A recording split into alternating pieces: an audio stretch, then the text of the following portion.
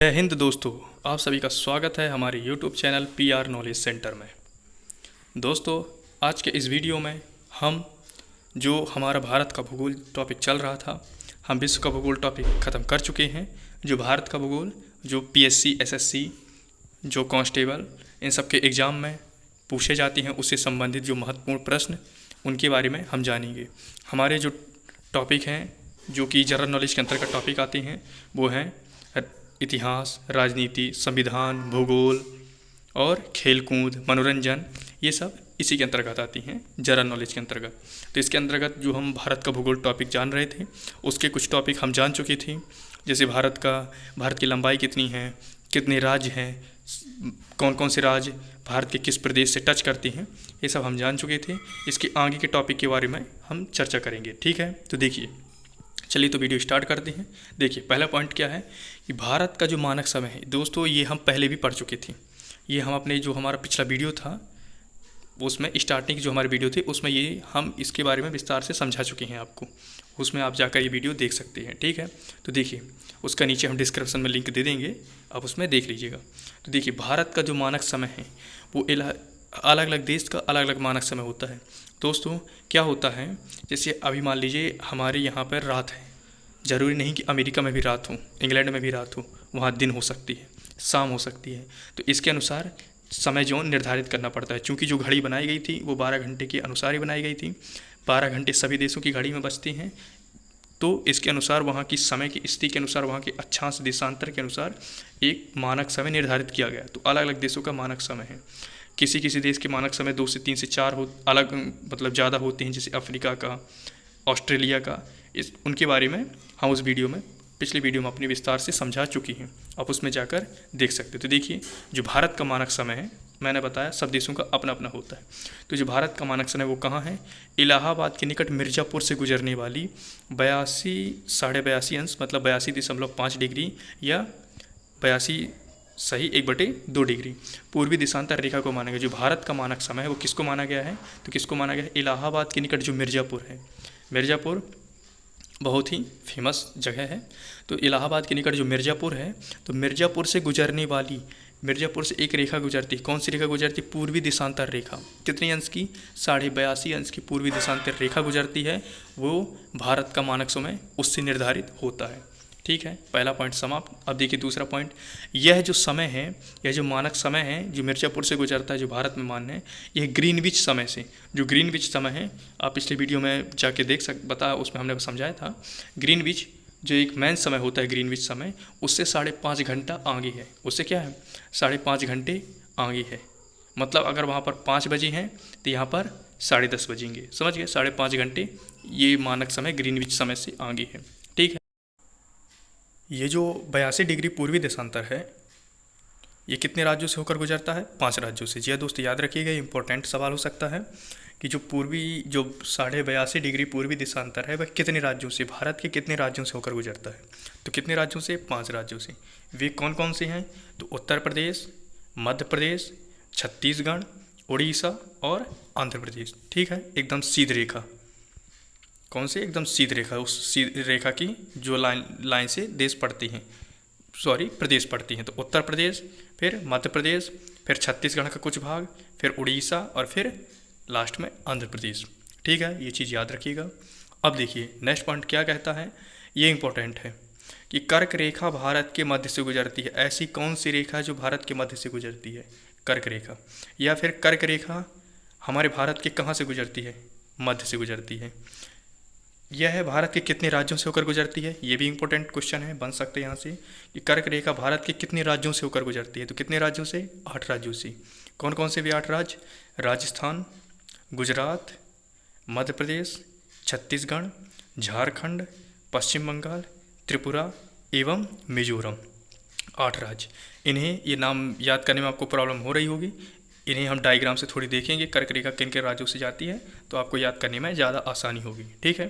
तो देखिए, कर्क रेखा, ये पॉइंट जरूर याद रखिए, कर्क रेखा भारत के लगभग मध्य से गुजरती है। यह भारत के 8 राज्यों से होकर जाती है, ठीक। नाम अभी हम उसको, जो भारत का नक्शा है, डायग्राम है, उससे देखते हैं। नेक्स्ट पॉइंट क्या है कि पृथ्वी की चुंबकीय विषुवत रेखा दक्षिण भारत में त्रिवेंद्रम से गुजरती है। जो पृथ्वी की चुंबकीय विषुवत रेखा है, जो पृथ्वी कौन सी चुंबकीय विषुवत रेखा, पृथ्वी को एक चुंबक की भांति माना गया है। वैज्ञानिक लोग पृथ्वी को एक चुंबक की भांति मानते हैं। जैसे चुंबक के दो ध्रुव, उत्तरी ध्रुव और दक्षिणी ध्रुव होती हैं, वैसे भी हमारी पृथ्वी के दो ध्रुव हैं, एक उत्तरी ध्रुव एक दक्षिणी ध्रुव। तो उसका जो विषुवत रेखा ध्रुव है, चुंबकीय विषुवत रेखा जो है वह कहाँ से है, दक्षिण भारत में त्रिवेंद्रम से गुजरती है। वह विषुवत रेखा कहाँ से गुजरती है, जो चुंबकीय विषुवत रेखा वो कहाँ से गुजरती है, हमारे भारत देश के त्रिवेंद्रम से गुजरती है, जो भारत के दक्षिण भाग में स्थित है। ठीक है। अब देखिए भारतीय उपमहाद्वीप, जी हाँ दोस्तों, उपमहाद्वीप 4, 5, 6, 7 इन दो इतनी समथिंग इतने करीब देशों को मिलाकर बनाया जाता है। जैसे आप क्षेत्र से तो परिचित होंगे, जैसे हमारा प्रदेश होता है, जैसे मध्य प्रदेश है, उत्तर प्रदेश है, राजस्थान है, तो 2-3 प्रदेशों को मिलाकर एक क्षेत्र बनाया जाता है।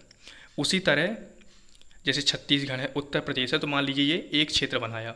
उसी तरह राजस्थान है, हरियाणा, ये मिलकर एक क्षेत्र बनाई, गुजरात मान लीजिए, इस तरह। तो जिस तरह 3-4 प्रदेश मिलकर एक क्षेत्र का निर्माण करती हैं, उसी तरह 3-4 देश, 4-5, 6 देश मिलकर एक उपमहाद्वीप बनाती हैं। जैसे टोटल महाद्वीप हो गए 7, जिनके बारे में हम जानते हैं। जो हमारा महाद्वीप वो कौन सा, एशिया महाद्वीप। उसके अंतर्गत जो भारतीय उपमहाद्वीप है, उसमें से जो बड़ा देश होता है उसके नाम पर बना देते। तो चूँकि हमारा भारत देश उनमें देशों में से जो सम्मिलित किए गए हैं भारतीय उपमहाद्वीप में, उनमें से हमारा भारत देश सबसे बड़ा है, इसलिए उसका नाम रखा गया भारत उपमहाद्वीप। तो जो भारतीय उपमहाद्वीप है, उस उपमहाद्वीप है, उसमें सम्मिलित देश कौन कौन से हैं, तो भारत, पाकिस्तान, बांग्लादेश, नेपाल, भूटान और भी हैं, अन्य भी हैं। ठीक है। म्यांमार और जितने आसपास के देश आते हैं, श्रीलंका, ये सब भारतीय उपमहाद्वीप में आती हैं। तो भारतीय महाद्वीप में जो उपमहाद्वीप है उसमें सम्मिलित देश कौन कौन से हैं, भारत, पाकिस्तान, बांग्लादेश, नेपाल और भूटान। ठीक है।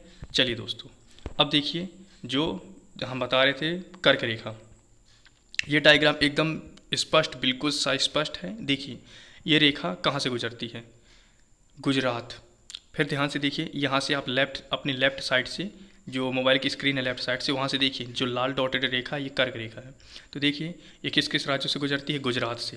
फिर देखिए गुजरात में जो पीले रंग से डैश है गुजरात। फिर राजस्थान में देखिए हल्के गुलाबी रंग से, तो देखिए राजस्थान की एकदम जो निचली सीमा है वहाँ पास को टच करते हैं गुजरात, राजस्थान। मध्य प्रदेश के एकदम सेंटर से जाती है मध्य प्रदेश, फिर छत्तीसगढ़, झारखंड, पश्चिम बंगाल, त्रिपुरा और मिजोरम। ठीक है। ये तो कितने राज्य हो गए, एक गुजरात पहला, दूसरा राजस्थान, तीसरा मध्य प्रदेश, चौथा छत्तीसगढ़, पाँचवां झारखंड, छठवां पश्चिम बंगाल, सातवां मिजोरम और आठवां त्रिपुरा। ठीक है। इससे आपको नाम याद करने में आसानी होगी। ठीक है दोस्तों, ये देखिए लगभग भारत के सेंटर से कर्क रेखा जाती है और मध्य प्रदेश के भी सेंटर से जाती है। ठीक है। अब देखिए, अब आती हम अपने पॉइंटों पे कि भारत देश में सभी राज्यों में गुजरात राज्य की जितने भी तटरेखा हैं, हमारे भारत देश में जितने भी तटरेखा हैं, यहाँ से गुजरात से समथिंग तटरेखा शुरू हो जाती है, गुजरात में, महाराष्ट्र में, फिर तमिलनाडु में, यहाँ साइड से फिर लौटती हुई, तो ये फिर लौटती वापस इस साइड से लौटती हैं, त्रिवेंद्रम साइड से, चेन्नई साइड से पूरा वापस लौटती हुई कोलकाता साइड से। ये जो तटरेखा पड़ती हैं उड़ीसा में, ये प्रदेशों में जो तटरेखा पड़ती हैं, उनमें से जितनी भी तटरेखा है, उनमें से सबसे लंबी तटरेखा कौन सी है, तो गुजरात राज्य की तटरेखा। जो गुजरात राज्य की तटरेखा वह सबसे लंबी तटरेखा है। भारत की सभी राज्यों में से गुजरात राज्य की तटरेखा सबसे लंबी तटरेखा है। इस रेखा की लंबाई कितनी है, इस तटरेखा की लंबाई 1663 किलोमीटर, 1663 किलोमीटर है। किलोमीटर, सॉरी दोस्तों, किलोमीटर, हाँ 1663। ठीक है।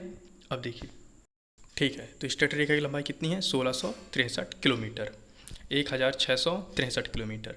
ठीक है। अब देखिए अगला पॉइंट कि भारत की 9 राज्य तटरेखा से लगे हैं। भारत कितने राज्य तटरेखा से लगे हैं, 9 राज्य। कौन कौन से, गुजरात, महाराष्ट्र, गोवा, कर्नाटक, केरल, तमिलनाडु, आंध्र प्रदेश, उड़ीसा और पश्चिम बंगाल। ये 9 राज्य, आपको नाम नहीं याद होते ठीक है, लेकिन ये जरूर याद रखिए कि भारत के 9 राज्य तटरेखा से लगे हुए हैं। ठीक। अब देखिए पॉइंट कि अरुणाचल प्रदेश की सीमा पूर्व में म्यांमार से। जी हाँ दोस्तों, ये इंपॉर्टेंट पॉइंट है कि जो अरुणाचल प्रदेश है उसकी सीमा किन किन देशों से मिलती है, किन किन देशों से बीच में घिरा हुआ है। तो देखिए अरुणाचल प्रदेश की सीमा पूर्व दिशा में म्यांमार से, पश्चिम में भूटान से और उत्तर में चीन से मिलती है। एक ओर से नहीं है जो कि दक्षिण है। ठीक है। बाकी 3 ओर से यह देशों से घिरा हुआ है। 3 ओर से इसकी सीमा किन किन देशों से है? तो पूर्व में म्यांमार, पश्चिम में भूटान और उत्तर में चीन देश से। ठीक है। अब देखिए, त्रिपुरा एक ऐसा राज्य है, ये दोस्तों वेरी इंपॉर्टेंट पॉइंट है कि त्रिपुरा एक ऐसा राज्य है जो 3 ओर से बांग्लादेश से घिरा हुआ है। इसका भी हम डायग्राम में देखेंगे, इसको जो नक्शा है त्रिपुरा का उसमें देखेंगे तो आपको स्पष्ट हो जाएगा। लेकिन याद रखिए पॉइंट उससे पहले कि त्रिपुरा एक ऐसा राज्य है जो 3 ओर से बांग्लादेश से घिरा हुआ है। 3 ओर से क्वेश्चन पूछ लेता है कि ऐसा कौन सा देश है, ऐसा कौन सा राज्य है। त्रिपुरा एक ऐसा देश है, मिस्टेक हो गया, त्रिपुरा एक ऐसा राज्य है। तो क्वेश्चन पूछ सकता है कि ऐसा कौन सा राज्य है भारत का जो 3 ओर से बांग्लादेश से घिरा हुआ है, तो कौन सा हो? त्रिपुरा। ठीक है। एक ओर से नहीं है, वहाँ साइड मिजोरम पड़ जाता है। ठीक है, मिजोरम से लिंक है, इसकी वजह से नहीं है एक ओर से। बाकी 3 ओर से किससे है? बांग्लादेश से। अब देखिए नेक्स्ट पॉइंट कि असम एवं अरुणाचल प्रदेश, असम और अरुणाचल प्रदेश के बीच की सीमा कौन बनाती है? संकोच नदी बनाती है। यह दोस्तों जो संकोच नदी है वह असम और अरुणाचल प्रदेश के देश की सीमा को बनाती है। तो क्वेश्चन पूछ सकता है कि असम और अरुणाचल प्रदेश के बीच की सीमा रेखा कौन बनाती है? तो संकोच नदी बनाती है। उनके बीच की सीमा कौन बनाती है? संकोच नदी। या आप बोल सकते हैं कि असम और अरुणाचल को कौन अलग करता है? तो संकोच नदी अलग करती है। अब देखिए, जम्मू कश्मीर के लद्दाख क्षेत्र में, जम्मू कश्मीर का जो लद्दाख क्षेत्र है में स्थित जो काराकोरम दर्रा, जी दोस्त, ये काराकोरम दर्रा जो काराकोरम है यह भारत का सबसे ऊंचा दर्रा है। वही लिखा हुआ है कि जम्मू कश्मीर के लद्दाख क्षेत्र में स्थित काराकोरम दर्रा भारत का सबसे ऊंचा दर्रा है। इसकी ऊंचाई कितनी है? 5624 मीटर। कितनी है? 5624 मीटर, 5.5 किलोमीटर से भी अधिक। यहाँ से चीन को जाने वाली एक सड़क बनाई गई। ये दोस्तों इंपॉर्टेंट है कि भारत से चीन को जाने वाली एक सड़क बनाई गई है। वो किस दर्रे पर है, कहाँ पर है? तो वो काराकोरम दर्रे पर है। कहाँ पर है? काराकोरम दर्रे पर भारत से चीन के लिए एक सड़क बनाई गई है। ठीक। अब देखिए थोड़े डायग्राम देखते हैं। ये वाले, ये डायग्राम है दोस्तों जो हम बताए थे कि जो त्रिपुरा है, त्रिपुरा प्रदेश है, वह 3 ओर से घिरा हुआ है। तो एक ओर से दोस्तों यहाँ अपने राइट साइड में देखिए तो असम और मिजोरम ये 2 प्रदेश हैं जो हमारे भारत देश के प्रदेश है, उनसे टच करता है। बाकी 3 ओर से, उत्तर में देख लीजिए बांग्लादेश, यहाँ पूर्व में बांग्लादेश, यहाँ दक्षिण में बांग्लादेश, ये तीनों ओर से बांग्लादेश से घिरा हुआ है। मिजोरम और असम से ये लिंक है। ठीक है, एक ओर से बचा हुआ है, बाकी 3 ओर से क्या है? बांग्लादेश से घिरा हुआ है। ठीक है। अब देखिए दूसरा डायग्राम। ये दोस्तों ये जो आप ये जो देख रहे हैं ये वही सड़क है, काराकोरम दर्रा दोस्तों मैं समझाता हूँ क्या होता है। दर्रा पहाड़ी इलाकों में एक सकरा रास्ता होता है। पहाड़ी इलाकों में एक सकरा रास्ता होता है। पहाड़ी इलाकों से जो पहाड़ी इलाके के एक भाग से दूसरे भाग की ओर हमें पहुंचाती है। ठीक है, वो एक रास्ता होता है जिससे हम पहाड़ी भाग के एक भाग से, जो पहाड़ होता है उसके एक भाग से दूसरे भाग पहुंच पाती हैं। वह एक सकरा रास्ता होता है, उसे दर्रा कहते हैं। ये जो सड़क है ये भारत से चीन के मध्य की सड़क है। ठीक है।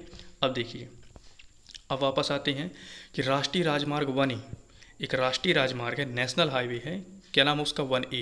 1A लेह है, जो कि लद्दाख की राजधानी, किसकी राजधानी है? लद्दाख की। लेह लद्दाख की राजधानी, और यह लद्दाख की राजधानी के साथ साथ लद्दाख का सबसे बड़ा शहर भी है। लेह लद्दाख की राजधानी को जोजिला दर्रा से होते हुए कश्मीर को जोड़ती है। तो याद रखिए कि जो राष्ट्रीय राजमार्ग 1A है यह लेह से कश्मीर को जोड़ती है। लेह से किसको जोड़ती है? आपको याद रखना है कि जो राष्ट्रीय राजमार्ग है 1A वह लेह से कश्मीर को जोड़ती है। और ये लेह किसकी राजधानी है? लद्दाख की राजधानी है। किस दर्रा द्वारा? तो जोजिला दर्रा द्वारा। ठीक है, तो नाम याद रखिएगा, नाम क्वेश्चन पूछ सकता है कि कौन सी जो रेखा है, कौन सा राजमार्ग? तो 1A राष्ट्रीय राजमार्ग 1A। ठीक। अब देखिए बुर्जिल दर्रा, जो बुर्जिल दर्रा है वह श्रीनगर से गिलगित को जोड़ती है। बुर्जिल दर्रा, अभी आपने जोजिला दर्रा पढ़ा। ठीक है, अब बुर्जिल दर्रा, उसके पहले काराकोरम दर्रा पढ़ा।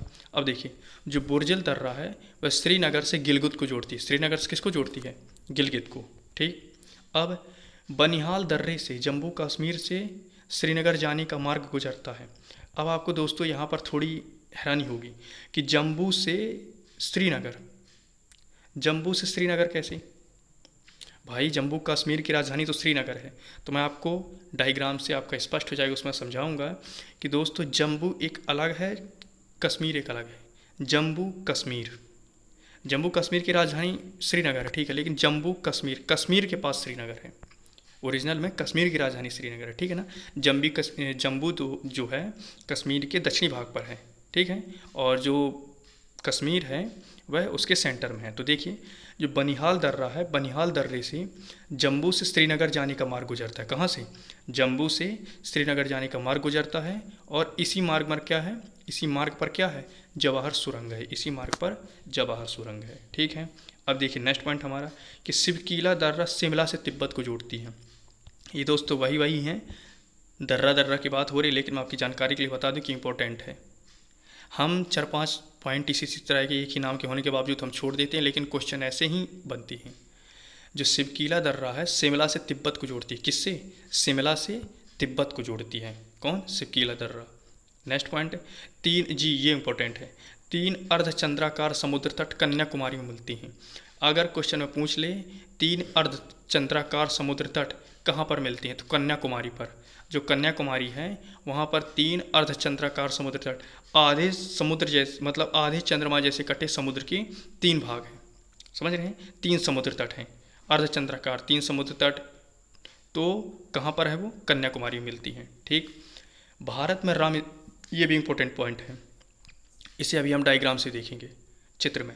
भारत में रामेश्वरम के निकट, जो रामेश्वरम है जहाँ तीर्थ करने जाते हैं हम लोग, ठीक, तो भारत में रामेश्वरम के निकट जहाँ राम जी ने शिव जी की पूजा आराधना की थी, तो उनका नाम रामेश्वरम। शंकर जी ने क्या लिखा, राम जी ने क्या रखा कि राम के ईश्वर रामेश्वरम, ठीक है, उनका नाम रामेश्वरम तब से पड़ गया।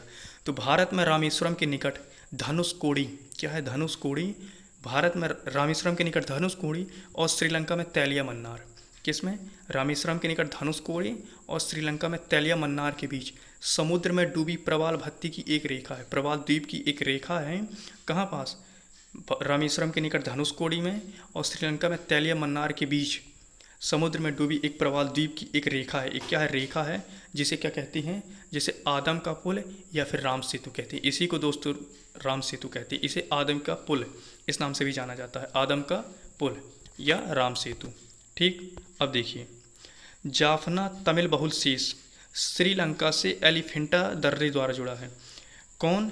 जो जाफना तमिल बहुल शेष के क्षेत्र के अंतर्गत आता है, जो जाफना, वह श्रीलंका से किस दर्रे द्वारा जुड़ा हुआ? तो एलिफेंटा दर्रे। किस दर्रे द्वारा? एलिफेंटा दर्रे द्वारा जुड़ा हुआ। ये भी इंपॉर्टेंट है कि जो जाफना है वह श्रीलंका से एलिफेंटा दर्रे द्वारा जुड़ा हुआ है, ठीक। अब देखिए जो हम डायग्राम की बात कर रहे थे, ये डायग्राम, ये देखिए दोस्तों, आप मोबाइल स्क्रीन के अपनी नीचे साइड देखिए, जहाँ हिमाचल प्रदेश इंडिया लिखा हुआ है, जम्मू एंड कश्मीर लिखा हुआ है, वहाँ पास दक्षिणी भाग में देखिए जम्मू लिखा हुआ है। जम्मू कश्मीर वो पूरे उसके राज्य का नाम है, लेकिन ध्यान से देखिए जम्मू नीचे डॉटेड करके चतुर्भुज जैसे एक डॉटेड करके लिखा हुआ जम्मू, और ऊपर देखिए वो देखिए जहाँ लाल डॉटेड करके लिखा हुआ है, नीचे काला डॉटेड करके लिखा हुआ वो जम्मू है, और ऊपर लाल डॉटेड करके लिखा हुआ वो श्रीनगर है। तो जम्मू श्रीनगर, और ये देखिए वहीं की जस्ट नीचे कश्मीर लिखा हुआ है। तो जम्मू एंड कश्मीर, जम्मू एंड कश्मीर और श्रीनगर। तो श्रीनगर कहाँ पास है? कश्मीर। जम्मू एंड कश्मीर की राजधानी श्रीनगर है, लेकिन जो श्रीनगर है वह कहाँ पास है? कश्मीर पास है। तो जम्मू से हमने श्रीनगर के लिए जाना था कि एक रास्ता है, ठीक है। और वो है दोस्तों गिलगिट, जो हम गिलगिट के पढ़े थे, और ये है कारगिल, जिसके बारे में हम इस पर मूवी भी बन चुकी है, कारगिल की लड़ाई हुई थी, ठीक। अब देखिए ये दोस्तों, ये दूसरा है राम सेतु वाला डायग्राम है, राम सेतु। ये जो बीच में ये रेखा दिख रही है, जहाँ नीचे लिखा हुआ है under water coral bridge, Adam's bridge of Ram Setu, यही है दोस्तों राम सेतु, ठीक है। ये कहाँ पर है? ब्रिज एट पंबन, ये पंबन ब्रिज है। वो देखिए वहाँ पास पंबन ब्रिज है, जो कि रामेश्वरम पास पड़ता है पंबन ब्रिज, ठीक है, यहाँ से ट्रेन जाती है, वो पंबन ब्रिज है। और ये देखिए ये जो धनुषकोडी बन रही है, ये धनुषकोडी से श्रीलंका का जो मलया है मन्नार, ठीक है, वहाँ तक ये है अंडर वाटर कोरल ब्रिज है। अंडर वाटर कैसा है? Coral bridge. ये जो ब्रिज है दोस्तों, यही ब्रिज हमारे रामायण में लिखा हुआ है, तुलसीदास जी ने रामचरितमानस में लिखा हुआ है। ये ब्रिज किसने बनाया था? राम जी ने बनाया था, जब वो लंका पर विजय प्राप्त करने के लिए जा रहे थे। तब ये हुआ कि समुद्र कैसे पार किया जाए, तब उन्होंने पत्थरों को जोड़कर एक रास्ता बनाया। ये वही है दोस्तों राम सेतु, ठीक है। तो इन्हें याद रखिएगा, ठीक है दोस्तों। हमारे वीडियो देखने के लिए आप सभी का बहुत बहुत धन्यवाद।